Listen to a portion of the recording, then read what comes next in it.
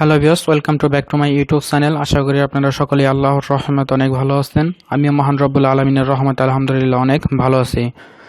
আজ যে বিষয় নিয়ে আলোচনা করতে চলেছি, আপনারা হয়তো সবাই এতক্ষণ আমার ভিডিও আর্টিকেলের টাইটেল দেখে বুঝে গেছেন মূলত আজ আমি কোন বিষয় নিয়ে আপনাদের সামনে উপস্থিত হতে চলেছি।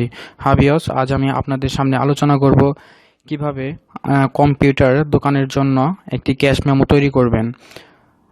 আজ এই বিষয়টি যাদের কম্পিউটার দোকান রয়েছে তাদের জন্য এই ভিডিওটিও অবশ্যই অনেক অনেক ইম্পর্টেন্ট।